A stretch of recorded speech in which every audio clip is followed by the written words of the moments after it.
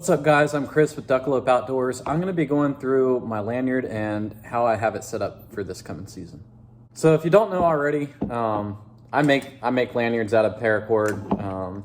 It's not a shameless plug to try to get you to hit me up to make you one or not, but if you do want one, you can hit me up.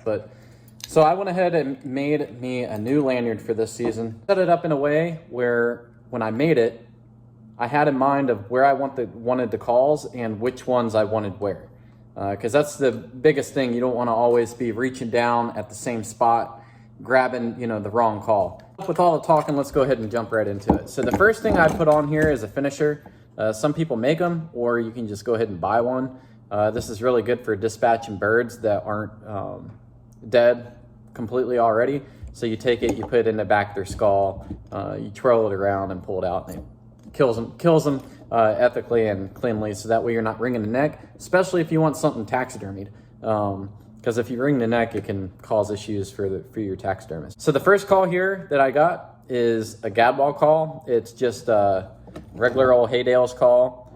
It's really easy to blow, which in this video, don't skip around because I will be going through and just demonstrating just how I blow it. There's many different videos out there on how to blow calls, but this is how I blow each one of these calls. I will probably blow just about every hunt except for the goose call, because sometimes I'm hunting in the timber and obviously that would be dumb to blow a goose call. So the Gadwall call, all you do is just go tut, tut, tut, tut, tut. And you can throw a voice in there. You can't.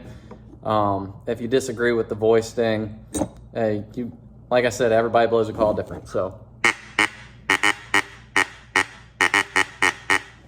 really easy to blow, especially if you're a kid or you're just getting into hunting. Pretty much any duck will decoy into this call. I use it all the time, which I'll go ahead and jump into my other specialty type call. This is a whistle. I mean, you can get these off Amazon for like $3. This is the Duck Commander one. It doesn't have to be Duck Commander, but this whistle does many different sounds. The main one that I use for it is the Drake sound. So all you are is just you're humming and blowing into it at the same time. So that's the Drake mallard. And like I said, if you're a kid or just getting into hunting, or if you are a seasoned hunter and you want something to blow other than the typical mallard call, which we'll get into, this right here, I'm telling you, it's something different. Not too many people blow it out there, especially where I hunt. All of them love doing the hail calls at ducks 10 miles away. So get them somewhat close and start using this Drake whistle, and it'll work for you. Now, other things you can do with it, you can do a teal. You can do widgeon, pintail. I think it even does like a dove sound, but we're not going to go on all those different calls. The other thing is my remote for my Mojo. I went ahead and just clipped it up next to my teal call, because like I said, I use this and the Gadwall a lot, so I keep it real close to me. I keep those up high. Now, some people like to use the call at the very bottom the most. That one is the opposite for me. I don't use the hen mallard call very often. I still use it, but I try to blow my specialty type calls more. So I keep this one at the bottom. This is the JT call. I like it. It's a double reed. I haven't had any issues with it. Doesn't freeze up, doesn't stick, anything like that. I don't know. It's pretty easy to blow.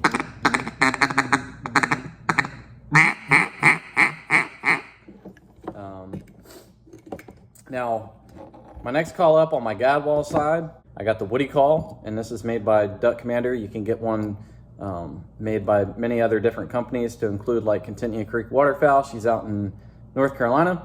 She makes a pretty good sounding wood duck call. It sounds, I want to say it sounds a lot different than the Duck Commander one. It's a little bit higher pitched.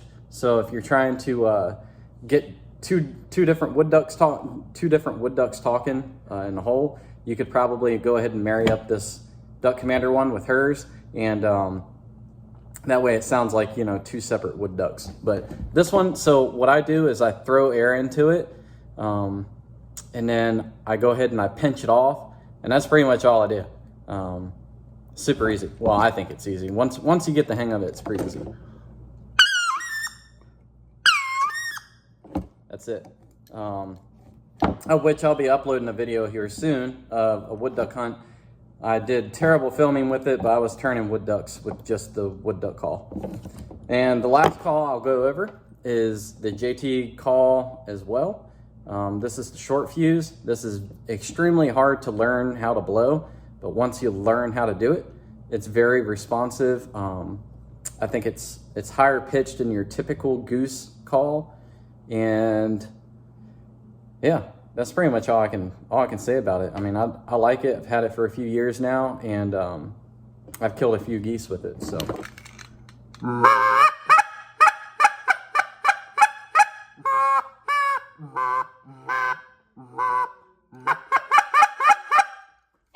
So that's pretty much it for my lanyard, but that's what I'll be rocking this year. I made it super short for me because obviously I'm a small guy. If you've ever met me in person, I'm only like 5'5" and I weigh like 125 pounds. But so I kept the call somewhat short. I like everything somewhat close to me, so that way it's less movement. It's not like long lanyards where you're grabbing something like down here and pulling it up and moving, a lot of arm movement. So normally when I'm hunting, I have my gun in my left hand, my call on my right, and so it's like less movement. Everything is very close to my mouth, and I just use my call sparingly. So it's an actual tool. It's not an instrument. So don't be going out there thinking that you're playing, you know, some sort of song or something like that. Sometimes the birds like the calling. Sometimes they don't. You just got to see if they're responsive to it. And if they're not responsive to it, you got to try something else. Throw in a jerk cord, so on and so forth. But that's for a different video. But that's my lanyard for this season. Hopefully y'all enjoyed the video. It may give you something to think about for setting up your lanyard for this coming season. So, but until next time, I've been Chris.